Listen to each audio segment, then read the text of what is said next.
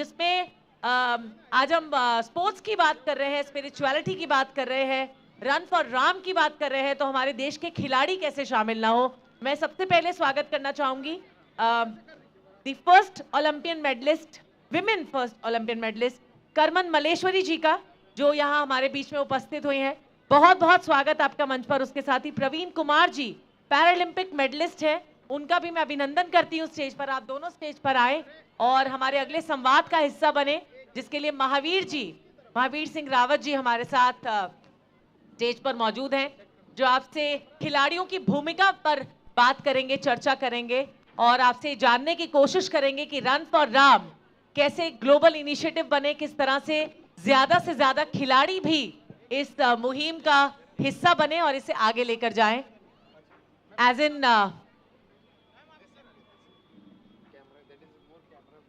Sports जिस तरह से चरित्र का निर्माण करता है और हमें अनुशासित करता है हर तरह से, और इसमें खिलाड़ियों की क्या भूमिका है ये आप हमें बताएं। ओवर टू यू महावीर जी।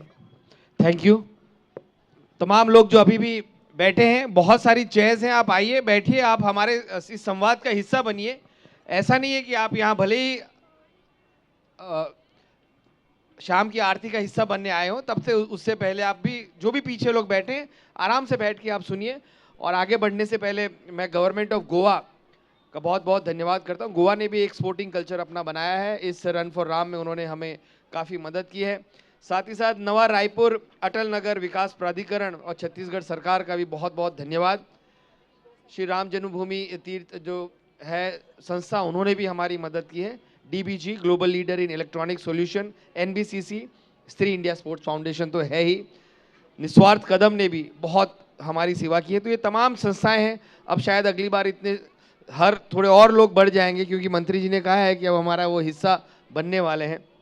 और ये मेरा सबसे फेवरेट पार्ट है। देखिए, पॉलिसी बनाने वाले जो दो दिग्गज लोग थे वो आए, उन्होंने बात की और चले गए, लेकिन पॉलिसी का असर होता है क्या? सिस्टम के थ्रू हमें चैंपियन मिलते हैं या सिस्टम से लड़ के हमें चैंपियन मिलते हैं, ये हमारे सामने है। और मैं बहुत छोटा था जब, बहुत ज़्यादा छोटा तो नहीं था जब कर्नम मलेश्वरी जी ने, लेकिन मैंने तब जर्नलिज्म शुरू नहीं की थी, जब मैम ने वो वेट उठाया था। और वो उन्होंने वेट उठाया नहीं था, बल्कि इस देश के कंधे से वेट गिराया था। कि हर कोई ये कहता था कि यार तुम 1 अरब लोग को एक मेडल नहीं ला सकते, खासकर अगर हम विमेंस की बात करें। और अब मुझे पूरा भरोसा है कि इस देश का फ्यूचर विमेंस है, खासकर लाइट कैटेगरी वेट में। अगर हम देखें, बॉक्सिंग हो, वेट लिफ्टिंग हो, हर कहीं में विमेंस ही हमारे लिए आगे जाएंगे, क्योंकि इतनी सक्षम हमारी महिलाएं अब होती जा रही हैं। तो मैडम, आपका बहुत बहुत स्वागत है। और प्रवीण छोटे भाई की तरह है, मैं लगभग 5-6 साल से इनकी पूरी जर्नी देख रहा हूँ। जवाहरलाल नेहरू में प्रैक्टिस कर रहे हैं। इनके कोच साहब हमारे बहुत अच्छे जानकार हैं, पहले उन्हें पद्मश्री मिला, फिर इन्हें पद्मश्री मिला। तो वैसे आज तुम कुछ भी बोलोगे मैं कोच साहब को बताऊंगा नहीं कोच साहब से अक्सर लोग डरते हैं, ये खौफ रहता है कोचिस का। तो मैम, सबसे पहले आपने जब स्टार्ट किया था तब हालात कैसे थे? ये सवाल आपसे बहुत बार लोग पूछते होंगे, लेकिन स्त्री इंडिया स्पोर्ट्स फाउंडेशन की तरफ से, क्रीड़ा भारती की तरफ से, जो बच्चे वहाँ पे बैठे हैं, खासकर गर्ल्स हैं, तब से लेके अब तक देखिए 25 साल लगभग हो गए और माहौल पूरा बदल गया। लेकिन कितना मुश्किल था खेल करना उस समय? देखिए, 25 साल तो मेरा मेडल लेने हुए, लेकिन 10 साल उससे पीछे मेरा संघर्ष है। मतलब 1990 से लेके 2000 के बीच में इंडिया में कहीं भी कोई स्पोर्ट्स कल्चर होता ही नहीं था और कोई सपोर्ट नहीं होती थी। जैसे अभी मंत्री जी बोल के गए कि भी हम इंजरी मैनेजमेंट का कर रहे हैं और हम लोग स्पोर्ट्स साइंस सेंटर्स बना रहे हैं। तो उस टाइम में इंजरी मैनेजमेंट क्या होती है, स्पोर्ट्स साइंस क्या होता है? जीरो, कुछ भी नहीं है। जो करना है अपनी बलबूते पे, अपना दम पे करना है। एंड इवन सरकार से भी कोई ज़्यादा सपोर्ट नहीं थी। जैसे अभी करोड़ करोड़ रुपए एक मेडल का अनाउंसमेंट होती है और देते भी है, बिल्कुल दे रहे हैं। आपके लेफ्ट में एक गवाह है उनके हाँ, दे रहे हैं। ये बात सुन के मेरे को बहुत खुशी होती है। हमें नहीं मिला, लेकिन हर फील्ड में परिवर्तन होना चाहिए, बच्चों को आगे बढ़ने का मौका मिलना चाहिए। कई लोग कहते हैं यार हमें नहीं मिला, ये इन लोगों को हो जा रहा है। मैं बोला हमें नहीं मिला कोई बात नहीं, लेकिन कम से कम अब तो आगे बढ़े। अब एक पीटी उषा, दूसरा पीटी उषा अभी तक नहीं आई, एक कर्णा मल्लेश्वरी, दूसरी नहीं आई। क्यों नहीं आई? क्योंकि सपोर्ट सिस्टम बहुत कमज़ोर है। जी जहाँ अभी तक हिस्ट्री में आप उठा के देखिए, कोई भी खिलाड़ी ओलंपिक में मेडल ले रहा है, वर्ल्ड चैंपियन बन रहा है, एशियन गेम्स में मेडल है, कोई भी मेट्रो सिटी से बिलोंग नहीं करता। सभी की सभी छोटी छोटी कस्बे, गांव और गरीब फैमिली से, किसान की फैमिली से, और छोटे छोटे जो जॉब्स होते हैं, ऐसे ही बच्चे हैं जो देश के लिए मेडल ला रहे हैं। कोई भी बड़ा डॉक्टर या बिजनेस, एक आधा छोड़ दीजिए, अभिनव को छोड़ दीजिए, उसके पास अपना पैसा था। हाँ, अदरवाइज बहुत गरीब फैमिली से वो आते हैं, अपना बलबूते पे मेहनत करते हैं। एक बार मेडल आती है तो फिर सपोर्ट सिस्टम आपकी बन जाती है। तो मैं हमेशा जब भी सरकार से भी बात करती हूँ, मैं कहती हूँ कि ग्रास रूट लेवल में हमने मेहनत करनी है। कि भी कहाँ एक कर्णा मल्लेश्वरी 25 साल पहले मेडल ली, हो सकता है वहाँ 50 और हो, पर उनको मौका नहीं मिला, ऐसे सपोर्ट नहीं मिला। क्योंकि हमारा हिंदुस्तान में, मैं मानती हूँ, टैलेंट की कोई कमी नहीं है, बहुत टैलेंट है हमारा बच्चों में। बस थोड़ी बहुत उनकी गाइडेंस, सपोर्ट और ग्रास रूट लेवल में इंफ्रास्ट्रक्चर और कोचिंग होना चाहिए। जी, प्रवीण तो हमारे साथ हैं। वैसे प्रवीण के बारे में मैं आपको बताऊं, जब मैं पैरालंपियंस पे बुक लिख रहा था, मेरी किताब भी थी, तो मैं प्रवीण के कोचेज, उनके माता पिता से बात कर रहा था। प्रवीण के पैर में प्रॉब्लम है, आपने देखा होगा जब ये चल के आ रहे थे। He is a excellent volleyball player, पेड़ पे चढ़ते थे, इनको कुछ नहीं पता। इनकी माता एक दिन इनको बस में लेके जा रही थी, बहुत छोटे थे, गोद में थे अपनी माता के, और तब एक साधु आए, इनकी माँ बस के लिए खड़ी थी, शायद आगरा जा रहे थे। उन्होंने बोला क्या प्रॉब्लम है? उन्होंने कहा मेरे बेटे के पैर में प्रॉब्लम है, मैं कहीं दिखाने जा रही हूँ। उन्होंने पता नहीं क्या आया, उन्होंने ये देखा कि इसके पैर तो सोने के हैं। उस समय नहीं पता चला, और आज ये वाकई में देश के लिए पेरिस पैरालंपिक्स में सोना लेकर आए हैं। प्रवीण, अब तो तुम इस सिस्टम का हाल हो, जितनी शायद तुम्हारी उम्र है उतनी मैडम को मेडल लिए ही हो गए हैं। अब सब कुछ ठीक है, या फिर अभी भी कि पतंग हवा में लग जाती है उसके बाद बहुत कुछ मिलता है, लेकिन शुरू में जैसे आप ये बच्चे हैं स्टार्ट कर रहे हैं, तब संघर्ष ज़्यादा है? जब मैंने स्टार्ट किया था 2018 में, अपनी पैरा स्पोर्ट्स में जर्नी स्टार्ट की थी, तब मेरे गांव में या फिर मेरे डिस्ट्रिक्ट में पैरा स्पोर्ट्स को कोई नहीं जानता था कि पैरा स्पोर्ट्स भी कोई चीज़ होती है। मैंने एबल बॉडीज़ में स्टार्ट किया, CBSE क्लस्टर्स जो होते हैं, मैंने उसमें पार्टिसिपेट किया एबल बॉडीज़ के साथ। उसके साथ नेशनल पार्टिसिपेट किया, नेशनल कम्पीट किया, उसमें मैंने गोल्ड भी जीता एबल बॉडीज़ में ही। उसके बाद जब मैं बाहर निकलने लगा, तब कुछ कोचिस ने मुझे मिलके बताया कि पैरा स्पोर्ट्स होता है, आप उसमें जाइए। फिर मैं 2018 में, मेरे को अभी भी याद है, मैं 26 सितंबर को सर से मिला था, इवनिंग टाइम था, 5 बजे हुए थे, मैं जेलन में मिला था उनसे। तब उन्होंने मुझे पैरा स्पोर्ट्स के बारे में समझाया था, और ऑनलाइन मैंने देखना स्टार्ट किया कि पैरा स्पोर्ट्स में कैसे कम्पीट करते हैं, कौन कौन एथलीट्स आते हैं। मुझे वहाँ से जानकारी मिली। मेरे आसपास के लोगों को जैसे मैंने बताया, तो वो तो मजाक ही मानते थे कि पैरा स्पोर्ट्स भी होता है, लेकिन आज तो पूरा देश हमारा पैरा स्पोर्ट्स को जान रहा है और सपोर्ट कर रहा है, और इवन हमारी गवर्नमेंट भी सपोर्ट कर रही है। अभी जैसे माननीय मुख्यमंत्री जी की तरफ से मुझे DSP भी ऑफ़र हुआ है, और ये 2024 का जो गोल्ड मेडल था उसके बाद मुझे अभी ऑफ़र किया गया, तो बहुत सपोर्ट मिल रहा है अभी एथलीट्स को। तो DSP का पद आपने होल्ड में रखा है या फिर? नहीं, अभी गवर्नमेंट ने अनाउंस कर दिया है, तो मैं वेट कर रहा हूँ कब हमें गवर्नमेंट बुलाएगी और वो ज्वाइनिंग लेटर हमें मिलेगा। जी मैम, ये आप जैसे कह रहे थे कितना अच्छा लगता है, लेकिन वेट लिफ्टिंग एक ऐसा स्पोर्ट है कि जो माँ बाप अपने मतलब खासकर बेटियों को नहीं एनकरेज करते। एक तो इंजरी बहुत है, दूसरा आपका बॉडी का स्ट्रक्चर ऐसा हो जाता है कि आप यू बिकम मोर मस्कुलर, कहते हैं बहुत मैनली लगने लगता है। तो वो कभी माइंड में नहीं था कि यार कि अगर वेट लिफ्टिंग करूंगी तो फिर शादी कौन करेगा, मेरी बॉडी ऐसी हो जाएगी, because it's a too much taxing on your body. अगर आदमी का वेट होता है 50 किलो, वो उठाता है क्लीन एंड जर्क में 110 120 किलो, तो how tough is that on a body and what change your mindset? तो देखिए ये जो आपने क्वेश्चन पूछा कि लड़कियां ओके वेट लिफ्टिंग कैसे करेंगे, ये भी हमारा टाइम का ही था, अब नहीं है। अब आप देखो ना कि नॉर्मल कॉलेज लड़कियां हैं, बच्चे हैं, वो भी अपनी मसल्स बनाने के लिए डंबल्स मार रहे हैं। जी। मस्कुलर बॉडी चाहिए अब लड़कियों को भी। एंड इसमें कोई दिक्कत नहीं है। एंड अब स्पोर्ट्स, मुझे लगता है कि अब देश में स्पोर्ट्स कल्चर इतना अच्छा बढ़ गया, चाहे हमारे प्रधानमंत्री की वजह से या स्टेट मुख्यमंत्री की वजह से या स्पोर्ट्स पॉलिसीज़ की वजह से। अब पहले पेरेंट्स में एक डर होता था कि भी अगर खेल में नहीं हुआ तो क्या होगा इसका जीवन में, क्योंकि खेल और पढ़ाई बराबर चलना मुश्किल है। क्योंकि एक चीज़ को ही आप ज़्यादा ध्यान दे सकते हो, तो खिलाड़ी बहुत ज़्यादा नंबरों से नहीं पास हो सकता, पास हो जाएगा तो उसके बाद उसका फ्यूचर क्या है। लेकिन आज वो डर पहले था, लेकिन आजकल पेरेंट्स को पता है एक ओलंपिक मेडल लिया, एक कॉमनवेल्थ मेडल लिया तो आपकी जॉब भी की गारंटी है, आपको कैश अवार्ड्स भी मिलेंगे और आप रातों रात सेलिब्रिटी भी बन जाओगे। तो इसमें आपको कहीं डरने वाली बात नहीं है। तो अब पेरेंट्स इस बात को मानते हैं और सपोर्ट कर रहे हैं, क्योंकि अब फिल्म स्टार्स के बाद हमारा स्पोर्ट्स खिलाड़ी स्टार ही है जो पहचाने जाते हैं। तो ये पेरेंट्स को भी समझ में आ गई, तो वो सपोर्ट करते हैं। और जिस बच्चे में टैलेंट है तो उनको सपोर्ट करना भी चाहिए, क्योंकि हर बच्चा डॉक्टर इंजीनियर नहीं बन सकता। देश के लिए भी तो कोई मेडल लाए, ऐसे बच्चे भी तो होना चाहिए। बिल्कुल बिल्कुल। तो हमें सपोर्ट करना चाहिए। प्रवीण, हम डिसिप्लिन की बात कर रहे थे और ये पूरा संवाद रन फॉर राम संवाद है, और हर कोई कहता है कि प्रभु श्री राम के जीवन में वो मर्यादा पुरुषोत्तम कहते हैं।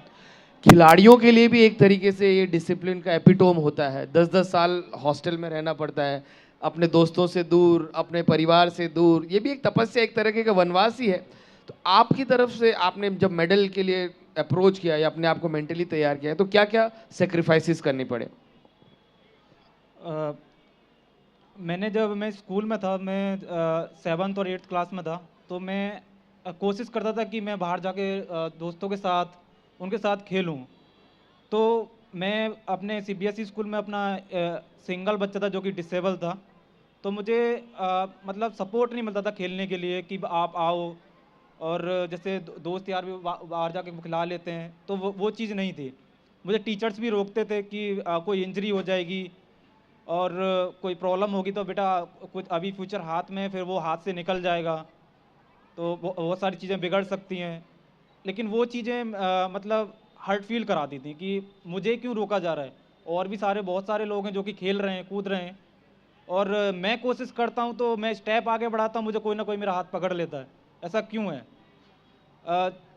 बट ऐसा था कि माइंड में कि कोई बात नहीं, अब जिस चीज़ से मुझे रोका जा रहा है मुझे वही चीज़ पहले करनी है। वो बच्चों में होता है कि अगर आप उसको किसी चीज़ को करने से रोको तो वो वही चीज़ ज़्यादा करता है, तो वही चीज़ मेरे अंदर थी, एक जिद्दीपन था। तो मैं 9th क्लास में था, तो मेरे को टीचर ने बोल दिया कि तेरा कोई फ्यूचर नहीं है स्पोर्ट्स में, तू ये छोड़ दे, पढ़ाई पे ध्यान दे। अब मैंने तब मुझे पूरी क्लास थी उसके सामने डांटा था, और वो क्या बोलते हैं, एक इंसल्ट की तरह फील कराया था कि तू वो चीज़ छोड़ के तू अपना पढ़ाई पे ध्यान दे। मैंने तभी उस सर को बोल दिया था कि सर चाहे फ्यूचर बनेगा या बिगड़ेगा ये तो मुझे पता नहीं, लेकिन जो मेरा मन है, जो मैं चाहता हूँ करना, वो चीज़ मैं ज़रूर करूँगा। फिर उसके बाद मैंने 11th में, जब मैं 11th में 2017-18 में आया, तब मैं दिल्ली गया पैरा स्पोर्ट्स में। उसके बाद कोच ने मेरे कोच साहब का नाम डॉक्टर सत्यपाल सिंह जी है, जिन्होंने मुझे अपने पास रख लिया। मैं फैमिली से 2 साल दूर था। मेरी बस एक दिन में बस एक बार बात होती थी नाइट में कि सब कुछ ठीक है, नहीं है, क्या चल रहा है, बाकी कितना पेन है, इंजरी है, कोई प्रॉब्लम है, ये सारी चीज़ें मैं फैमिली से बात नहीं करता था, क्योंकि उनको भी प्रॉब्लम होती थी। उनको वो ज़्यादा सोचने लग जाते कि हमारा बच्चा परेशान है, दिल्ली में है, तो मैं उनको ये सब चीज़ें नहीं बताता था। मेरा फ्रैक्चर भी हुआ, मांस भी फटा, लेकिन वो जर्नी है लाइफ की, स्पोर्ट्स जर्नी, उसमें मज़ा आता है। अगर ये सारी चीज़ें हमें नहीं मिलेंगी कि अप डाउन्स नहीं आएंगे लाइफ में, तो मुझे नहीं लगता आपको जो आपका लक्ष्य पूरा भी हो जाए, आपको वो चीज़ देखने में आपको एक सम्मान फील होगा कि ये मैंने मेहनत करके पाई है। तो इन सब चीज़ों से डरना नहीं चाहिए। तो ये सब तो पार्ट्स हैं स्पोर्ट्स के, कि पेन हो जाना, कभी आप पहले कंपटीशन में नहीं जीते, 4th हो गए, 5th हो गए, लेकिन आप कभी भी हरास ना हो, आगे बढ़ो और अपने आप को कोशिश करो कि मैं नेक्स्ट कंपटीशन में जो मेरा अभी परफॉर्मेंस है उससे 1% 2% बढ़ा के कम्पीट करूँ। परफॉर्मेंस मेरी और अच्छी होनी चाहिए और छोटे छोटे टारगेट्स बनाने से ही हमारे गोल अचीव होते हैं। मेरे कोच साहब ने मुझे ये बताया है। तो मैं अभी भी मैं एशियन गेम्स की तैयारी कर रहा हूँ, तो अभी भी हम छोटे छोटे टारगेट्स लेके चल रहे हैं कि हमें 2 महीने में इतना अचीव करना है, चाहे थोड़ा कम हो जाए, फिर और मेहनत करनी है, फिर 2 महीने में उतना अचीव करना है। तो वनवास तो स्पोर्ट्स के लिए झेलना पड़ेगा ही, कि आप घर पे बैठ के मेडल नहीं ला सकते हो, आपको अपनी फैमिली को छोड़ना पड़ेगा, बाहर जाके दुनिया को फेस करना पड़ेगा, तभी आप एक स्पोर्ट्स पर्सन और एक इंटरनेशनल मेडलिस्ट और अपने देश का नाम रोशन कर सकते हो। और कुछ खाने पीने की जो चीज़ आपको पसंद है वो आपको छोड़नी पड़ी, डिसिप्लिन लाना पड़ा कि भैया ये अलाउड नहीं है? नहीं, मेरे को अभी मैं डाइट पे हूँ, तो मुझे बाहर का खाना बिल्कुल भी अलाउड नहीं है और ना ही मैं मैं ज़्यादातर अवॉइड ही करता हूँ। मेरे कोच साहब बोलते हैं कि वीक में एक चीट डे रखो, उतना खाओ जितना बॉडी को नीड है। जैसे हमारी रिकवरी स्लो हो जाती है जब हम ज़्यादा वर्कआउट करते हैं, बॉडी टाइट हो जाती है, तो वो मीठा मांगती है, उसको मिठाई चाहिए होती है। तो आप कोशिश करो कि उसको हल्का मीठा दो, ओवर लिमिट मत दो कि वो आपकी बॉडी में दूसरी चीज़ों को आगे बढ़ा दे। जी, वैसे इनके कोच डॉक्टर सतपाल जी हैं। कुछ महीने पहले उन्हें पद्मश्री मिला था और जब उन्होंने कोचिंग शुरू की थी, मैं इसलिए जानता हूँ, मेरे बहुत अच्छे परिचित हैं, उन पे लोग ताने मारते थे। यहाँ पे जो कोचिज बैठे हो ना, अगर आप किसी दिव्यांग बच्चे को सिखाते हैं तो उन पे लोग ताना मारते थे, क्या तुम इन लोगों को सिखा रहे हो, कि क्या दिव्यांगों के साथ अपना वक्त गुजार रहे हो, किसी को नज़र नहीं आ रहा है, किसी की विजन कमज़ोर है, कोई चल नहीं पा रहा है, किसी के हाथ में प्रॉब्लम है, तुम कहाँ तक इनको लेके जाओगे? लेकिन आज देखिए प्रवीण उसी अच्छे कोचिज़ की बदौलत यहाँ पर है। मैडम इसी पे एक सवाल आपसे पूछूंगा, उसके बाद जो ऑडियंस में, और इस बार माइक आगे नहीं जाएगा क्योंकि लोगों को लगेगा कि आगे ही माइक घूम रहा है। खासकर जो बच्चे हैं जो खेल में इंटरेस्टेड है, अपने जहन में सवाल सोच के रखिए और हम माइक आपके पास ही लेके आएंगे। मैम कोचिज़ का होना कितना ज़रूरी है? हम खिलाड़ी तो ढूंढते हैं लेकिन हम ये नहीं देखते कि खिलाड़ी एक एंड प्रोडक्ट है, उसके पीछे आपका न्यूट्रिशनिस्ट रहता है, उसके पीछे आपके मैसियोर रहते हैं, उसके पीछे आपके बहुत सारा एक पूरा तामझाम लगा रहता है। अब आप कुछ, क्योंकि आप इस पोजीशन में हैं कि फीडबैक देते हैं सरकार को, क्या कोचिज़ पे भी काम हो रहा है? देखिए, कोच का रोल बहुत बहुत ज़रूरी है कि एक बच्चा जब ग्राउंड में जाता है उसका दिमाग में कुछ नहीं होता, एम्प्टी होता है, वो सिर्फ जो कोच बोलता है वो उसको फॉलो करता है। इतना ही खिलाड़ी को करना भी चाहिए, अपना दिमाग ज़्यादा नहीं लगाना चाहिए। आप सिर्फ कोच के ऊपर विश्वास रखो। मैंने भी अपनी लाइफ में मैंने यही काम किया है और कोच ने जो बोला है आंख बंद करके वो काम करना है जी। कभी सवाल नहीं करना कि ये क्यों, उसका कोच तो ऐसे करा रहा है, इसका ऐसे क्यों नहीं कर रहा है। आजकल बच्चे थोड़ा सा मॉडर्न हो गए, मोबाइल्स वगैरह आ गए, इंटरनेट हाथ में है, गूगल का ज्ञान आ गूगल गया। कर लिया। उसके बाद वो जो डोपिंग की भी यही प्रॉब्लम है, किसी को बताना नहीं, अपना गूगल करके जो भी गाइडेंस मिलता है ले लिया। एक जो अच्छा कोच होता है वो कभी भी अपना स्टूडेंट के लिए बुरा नहीं कर सकता, अपना आपको जोक देगा कोच, अपनी फैमिली को इग्नोर करेगा। मैंने ऐसे ऐसे कोचेस देखी हुई है, अपने बच्चों को छोड़ दिया अपनी खिलाड़ी के लिए, इतने डेडिकेटेड कोचेस होते हैं। तो इसीलिए कोच को रेस्पेक्ट करना है, कोच ने जो बोला उसी को फॉलो करना है, वही बच्चे अपने लाइफ में सक्सेस होते हैं। और आजकल बच्चों में मैं ज़्यादा देख रही हूँ कि भी अगर एक नेशनल चैंपियन बन गए या एक इंटरनेशनल मेडल आ गए तो वो दूसरे लेवल पे चले जाते हैं। फिर कोच कौन, मैनेजर कौन, आजकल उनके मैनेजर्स अलग से आ जाते हैं। तो बच्चों, आप लोगों को फेलियर को हैंडल करना भी आना चाहिए, सक्सेस को हैंडल करना आना चाहिए, अपनी लाइफ को हैंडल करना आना चाहिए। ये सब बैलेंस करोगे तो आप ज़मीन में टिके रहोगे, ज़मीन में टिके रहोगे तो आप 10-15 साल इंटरनेशनल लेवल में परफॉर्म करोगे, देश के लिए मेडल लेके आओगे। जी ठीक है, आपको अपना टेम्पर सब कुछ बहुत ज़्यादा कंट्रोल में रखना है। ठीक है, और अगर कहीं फेल हो गए, किसी इंटरनेशनल में नेशनल में मेडल नहीं मिला, तो मैं उसको फेलियर नहीं बोलती, मैं वो बोलती वो लेसन है। उसके बारे में सोचो कि भी इस कंपटीशन में मेरा मेडल किस कारण की वजह से मिस हुआ, उसके ऊपर काम करो, नेक्स्ट कंपटीशन में 101% आपको कामयाबी मिलेगी। प्रवीण ने मीठा छोड़ा था, आपने भी कुछ ओलंपिक सिडनी में उससे पहले कुछ कोई खाना आपकी फेवरेट चीज छोड़ दी थी क्या? देखिए मैंने अपनी 12 साल की उम्र में स्पोर्ट्स शुरू किया। उस टाइम में इतना ज़्यादा ये नहीं था, लेकिन जहाँ तक मुझे याद है मैंने कभी भी कोई रेस्टोरेंट में जाके खाना नहीं खाया। मेरा अभी मैं 50 प्लस हूँ। मैंने अब तक कोई मूवी थिएटर में पिक्चर देखने नहीं गई। आज भी मैं मेरे बच्चे कहते हैं मेरे को कि भी आपने क्या किया है लाइफ में। आप अभी भी वो कहते हैं कि चलो प्लान बनाते हैं रेस्टोरेंट में खाना खाने में। भैया घर में बना के खाते हैं, क्योंकि वो हैबिचुअल हो गया ना माइंड में, इतने साल डिसिप्लिन में रह के अब उससे बाहर जान के भी नहीं जा सकते हम लोग। जी तो आज भी मैं थिएटर में पिक्चर नहीं देखने जाती हूँ, ना ही मैं बाहर का खाना मतलब बहुत मुश्किल से, अगर बच्चे बहुत ज़्यादा जिद करते हैं तो फिर करना पड़ता है। अदरवाइज मेरा वही अभी भी वही आदत है कि भी वही डिसिप्लिन में रह रही हूँ। Once a sports person always a sports person. तो किसी का कोई सवाल हो पीछे बच्चों? देखो एक gold medallist, Paralympian medallist, Olympic medallist हमारे साथ बैठे हैं। इससे अच्छा मौका नहीं मिलेगा आपको कुछ सवाल पूछने का। शर्माओ मत। शर्म आ रहे हैं, एक दूसरे को बोल रहे तू तू पूछ पूछ, वही हर बार यही होता है, तू पूछ।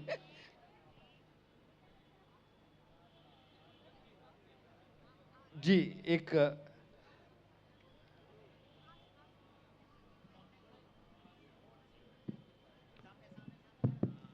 ठीक है बेटा, वहीं से कोई बात नहीं, पूछो। मेरा नाम अर्जिता खरे है। बिल्कुल। मैं अवन इंटरनेशनल स्कूल में हूँ। हम्म। हमारे स्कूल में हर तरह का एग्ज़ाम होता है, board exam, annual exam, but हमारे स्कूल में कोई गेम का एग्ज़ाम नहीं होता। देखिए सवाल उम्र नहीं देखती, अच्छा सवाल होता है, चाहे किसी के भी मुंह से आए। आप लोग चुप बैठे रहे, लेकिन एक बच्ची ने एक सिस्टम से सवाल पूछा है। मैम ये क्या है कि एक सबका एग्जाम होता है, हर किसी के लिए माँ बाप पुश करते हैं, मैथ्स का ट्यूशन लगाएंगे, फिजिक्स का ट्यूशन लगाएंगे, लेकिन स्पोर्ट्स में नहीं भेजेंगे। देखिए इस क्वेश्चन के लिए मैं एक आंसर देती हूँ।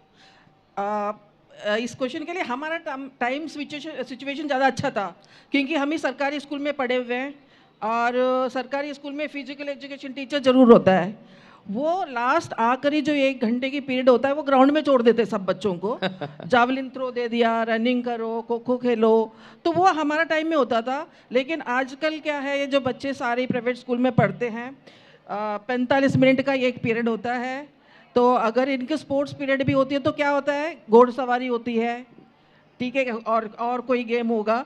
एंड ये छोटे बच्चों को लाइन से लेके ग्राउंड तक लेके जाते हैं, तब तक वो पीरियड खत्म हो जाता है। तो बेचारों को खेलने के लिए कहाँ मिल रहा है। और हर सिटी में अभी मेट्रो सिटीज़ बन रहे हैं, बिल्डिंग पे बिल्डिंग बन रहे हैं, पार्क खत्म हो रहा है, ग्राउंड्स खत्म हो रहा है। तो ये एक सीरियस क्वेश्चन पूछा इस लड़की ने, तो इसके बारे में सोचना चाहिए।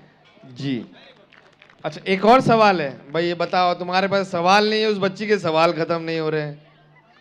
हाँ, तो मैं ये चाहती हूँ अगर हम लोग गेम खेले तो उसमें भी नंबर मिलना चाहिए, क्योंकि हम लोग को गेम में भी स्ट्रेस होना चाहिए, क्योंकि खेलने कूदने से ही हमारा मजबूत होता है। बहुत बढ़िया, वेरी ये गुड वेरी गुड। प्रवीण? बेटा इसका जवाब मैं देती हूँ।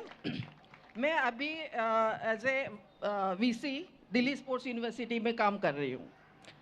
तो अभी जो दिल्ली स्पोर्ट्स यूनिवर्सिटी जो बन रही है, हमारे इसमें क्लॉज में ही है कि स्पोर्ट्स को 70% मार्क्स मिलेंगे, 30% करिकुलम को मिलेंगे, ठीक है। तो इसमें क्या है, इस यूनिवर्सिटी में ऑल ओवर इंडिया में कहीं भी ऐसी यूनिवर्सिटी नहीं है। इस यूनिवर्सिटी में शुरू होता है 6th क्लास से एडमिशन। बच्चा 6th क्लास में एडमिशन होएगी, पीएचडी करके निकलेगा।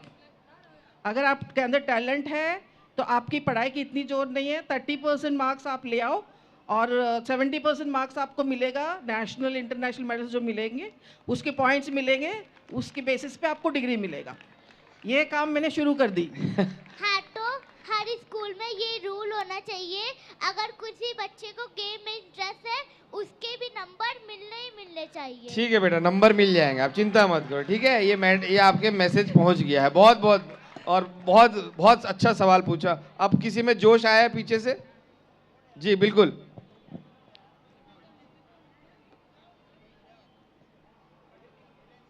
इसका जवाब प्रवीण देंगे। प्रवीण?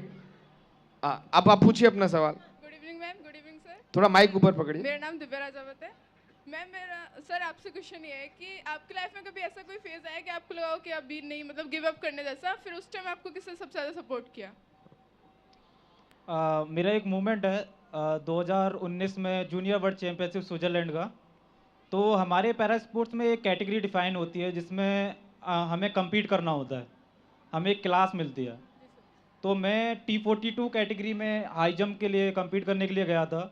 वहाँ पे जाके मेरी क्लास T44 हो गई थी, और जो कि हाई जंप की पैरालंपिक्स की सबसे हार्डेस्ट क्लास है हाई जंप की, जिसका वर्ल्ड रिकॉर्ड 2.19 मीटर है। और जिस कैटेगरी में मैं खेलने गया था उसका वर्ल्ड रिकॉर्ड 1.95 मीटर है। तो 23 सेंटीमीटर का गैप है, 24 सेंटीमीटर का।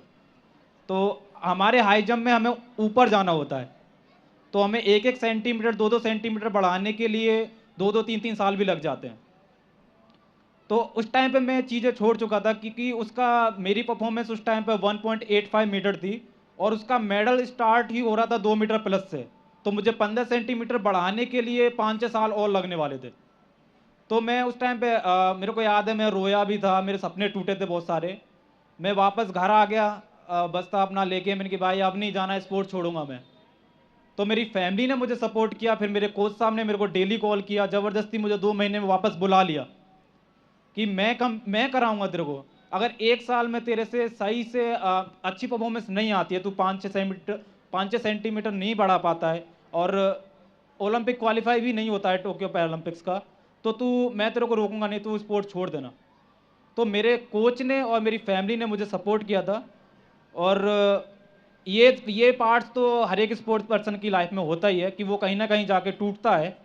तो उस टाइम पे आप उस बंदे पे ट्रस्ट रखो जो कि आपको सही गाइडेंस कर रहा है, जिस पर आपको ट्रस्ट है, उसकी बातों पर ध्यान देना बस। मुझे मेरे कोच साहब पे ट्रस्ट था, मेरी फैमिली पे ट्रस्ट था, तो उनकी बातों पर मैंने ध्यान दिया। और बंदे साइड के क्या बोल रहे हैं, मेरे कान क्या भर रहे हैं, कान बंद कर लेना बिल्कुल। Thank you sir. वैसे जो लोग स्पोर्ट्स जानते हैं, और क्योंकि क्रीड़ा भारती ये लोग यहाँ पे और बाकी सारे स्पोर्ट्स के बच्चे हैं, हर गेम का एक फिजिक्स होता है। प्रवीण को देख के कोई भी टीचर, कोई भी कोच ये नहीं बोलेगा कि प्रवीण तुम हाई जंप करो, क्योंकि फिजिक्स के हिसाब से जो हाई जंपर होता है उसकी हाइट होनी बहुत ज़रूरी होती है। लेकिन प्रवीण की हाइट इतनी ज़्यादा नहीं थी, फिर भी देखो इन्होंने सब कुछ, कहते हैं ना कि लहरों से डरकर नौका पार नहीं होती है, और कोशिश करने वालों की। और कोई सवाल? एक बच्ची यहाँ पे आई है, ये आखिरी सवाल ले लेते हैं नमिता, क्योंकि बच्चों के लिए यही है 2036 हम कहते हैं, पर यही तो होंगे 36 में।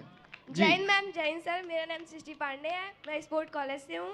सर मेरा क्वेश्चन ये है, आप जब कभी खेलने उतरे हो और मतलब आपका अपोनेंट आपसे अच्छा खेलता हो और आप डर गए हो कि अब मैं हार जाऊंगा, तो आप उस पोजीशन में क्या सोचे हैं? मैम ये छोटा छोटा दोनों ही जवाब दे दें। मैं उस सिचुएशन में कोशिश करता हूँ आंख बंद करके, जिन पे मुझे ट्रस्ट है, जिनके लिए मैं कर रहा हूँ, जैसे मैं अपनी फैमिली के लिए, अपने देश के लिए करता हूँ ये सारी चीज़ें। तो जब मुझे डर लगता है तो मैं अपने आंख बंद कर लेता हूँ और उनकी फेस सामने लेके आता हूँ, अपनी कंट्री की, अपने कोच की, अपने पेरेंट्स की, जिन्होंने मुझे सपोर्ट किया है, और मेरा डर फिर छूमंतर हो जाता है। मैम आप क्या करती थी? थोड़ा वेट और उठा लेती थी? नहीं, मैं जब हम लोग खेलते थे तो हमारा नॉर्मली जो फाइट होती थी चाइना के साथ होती थी, क्योंकि सारे गोल्ड मेडल उनके होते थे, बाकी हम लोग बांट लेते थे। तो मैं इंडिया की फर्स्ट वर्ल्ड चैम्पियन हूँ, मेरे से पहले कोई महिला बनी नहीं, 94 में। एंड उसके बाद 95 में चेन्नई का अंदर ही था, गोंगजू में, वहाँ भी मैं वर्ल्ड चैम्पियन बनी हूँ, वर्ल्ड रिकॉर्ड किया। तो मैं क्या करती थी कि मैं ऑब्जर्व करती थी मेरा कंपटीटर को।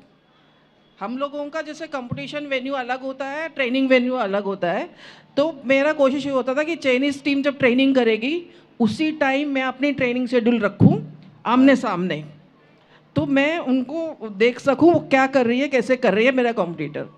तो हर साल ऐसे होता है, फिर हम लोग उसी हिसाब से मैं प्रिपेयर करती थी। डरना तो चाहिए ही नहीं, ठीक है? ऐसे कोई इंसान बना नहीं, कोई कभी हारा नहीं होगा, हारना ही भी पड़ता है, हार से ही जीतना पड़ता है। तो डरना नहीं चाहिए, सोचना चाहिए, प्रिपेयर करना चाहिए, अपना प्लान करना चाहिए, और हमेशा अपने कंपटीटर को दिमाग में रखना है और अपना आप को खुश करना है। अब जैसे तुमको थक गई, रिकवरी नहीं हुआ, और उठने का दिल नहीं कर रहा है, कई बार बॉडी पेन हो रहा है, ऐसे करता है नहीं रेस्ट करो, अपनी कॉम्पिटिटर को याद करो, एनर्जी अपना पाएगी, कह रहा मैं रेस्ट कर रही हूँ, वो ट्रेनिंग कर रही होगी, ठीक है, फिर अपना आप अपना भी मोटिवेशन मिलेगी, अपना भी अपने परफॉर्मेंस बढ़ेगा। Thank you ma'am, thank you Praveen. Thank you ma'am एक क्वेश्चन और है मेरा कि ये जब आप वही उसी प्लेयर के साथ आप ट्रेनिंग कर रहे हैं और वो उसी की कितना आप ट्रेनिंग कर रहे हैं, उसका गेम बढ़ रहा है, आपका गेम नहीं बढ़ रहा है, तो इस टाइम हमें क्या करना चाहिए? तो उसके बाद ज़्यादा सीरियसली आपको सोचना चाहिए, लड़की तो वो भी है, मैं भी हूँ, ठीक है, उसके भी 2 पैर हैं, 2 हाथ है, मेरा भी है, तो वो जो कर सकती है वो मैं क्यों नहीं कर पा रही हूँ, तब वो उसमें मेरा क्या कमज़ोर पॉइंट्स है जिसकी वजह से मैं नहीं कर पा रही हूँ। वो कोई अलग से तो नहीं है ना, हम लोग सब इंसान हैं, अगर मैं कर सकती हूँ तो तुम भी कर सकती हो, पर अगर तुम्हारी ऐसे कोई कमज़ोर पॉइंट्स है जो मेरे से नहीं है, उस चीज़ के ऊपर काम करो, उसको बढ़ाओ। Thank you ma'am, thank you Praveen, थोड़ी समय की है। Thank you sir. Thank you so much. मैं माइक देख रही थी, मैं तो पहले घबरा गई स्टेज पे आके कि महावीर जी और नमिता सचदेवा को अपने बस्ते पैक करके घर जाना पड़ेगा आज रात को ही लगता है ना? बच्चे हमारे देश के जो इतने आगे निकल रहे हैं, wow what wonderful questions you have asked. A big round of applause. एक बार जोरदार तालियां हमारी प्यारी प्यारी इन बच्चियों के लिए जिन्होंने इतने बेहद खास सवाल, अहम सवाल किए हैं आपसे, जो हम शायद रिसर्च करने के बाद कर पाते हैं। तो thank you to both of you. वो इसलिए नहीं क्योंकि ज्यादा ज्ञान भी खतरनाक होता है, वो हाँ। मासूम है इसलिए अच्छे सच्चे सवाल हैं। सर सुन नहीं पाए। वेल यस, बिल्कुल सही कहा आपने, मासूम है और इनोसेंसी में जो सवाल निकलते हैं वो बहुत प्योर होते हैं, दिल से निकले हुए। और खिलाड़ी है तो ये समस्या ये फेस कर रही है इस टाइम में, हाँ। तो जो फीलिंग है वही पूछा इन्होंने, बहुत अच्छा पूछा। एग्जैक्टली, बहुत सही सवाल। और नीतू जी आपका आपका भी कर्णम मलेश्वरी जी आपका बहुत बहुत शुक्रिया, और प्रवीण जी आपका बहुत बहुत शुक्रिया। इतनी जिंदा दिली के साथ आपने सभी सवालों के जवाब दिए, और हमारे बच्चों के भी, और महावीर जी ने जो भी आपसे पूछा, थैंक यू। और अभी तो सवाल बहुत सारे बाकी हैं लेकिन वक्त थोड़ा कम है, तो एक बार फिर से मैं दिल से धन्यवाद कर देती हूँ। एक बार जोरदार तालियां हो जाए हमारे गणमान्य अतिथियों के लिए जो स्टेज पर आकर इन्होंने शोभा बढ़ाई। मैं रिक्वेस्ट करूंगी अभी नीतू जी जो कि प्रांत मंत्री हैं कानपुर से, और साथ में SISF यानी स्त्री इंडिया स्पोर्ट्स फाउंडेशन की प्रेसिडेंट और फाउंडर गीता जी से, कि वो स्टेज पर आए और पहले वो हमारी प्रिय मलेश्वरी जी को सम्मानित करें एक टोकन ऑफ थैंक्स के साथ, ग्रैटिट्यूड के साथ, क्योंकि इतना कीमती वक्त जो आपने हमें दिया उसके लिए आपका बहुत बहुत धन्यवाद हम करना चाहेंगे। तो एक छोटा सा जो हमारा पेशकश है, लाइक एक मेमेंटो और शॉल के साथ सम्मानित किया जाए कर्णम मलेश्वरी जी को। Thank you ma'am, thank you for coming. और तालियों की गड़गड़ाहट जोरदार रहनी चाहिए हमारे सभी अतिथियों के लिए, क्योंकि जैसे मैंने कहा कि जिस तरह से वो अपना वक्त निकालकर रन फॉर राम का संवाद का हिस्सा बनने के लिए आज यहाँ पर आए हैं, बहुत बड़ी बात है हम सब के लिए। थैंक यू मैम, और thank you so much Praveen ji, आपका भी हम बहुत बहुत शुक्रिया करना चाहेंगे। और उनके सम्मान के लिए मैं स्टेज पे आमंत्रित करना चाहूँगी पंकज श्रीवास्तव जी को, जो प्रांत अध्यक्ष हैं काशी से, to felicitate Praveen ji for giving his time to us. So Krida Bharati से पंकज श्रीवास्तव जी हमारे साथ है इस वक्त। I would want you to felicitate Praveen ji for sharing his kind vision and his experience, his expertise। और खिलाड़ियों के साथ बातचीत करने का अपना अलग मज़ा होता है और अपनी अलग इंस्पिरेशन होती है, वो हमें आपसे मिली। और जितने भी बच्चों ने आज इस सेशन को देखा उन्हें बहुत कुछ सीखने का मौका मिला, ये हमारे लिए बहुत बड़ी बात है। Thank you so much both of you.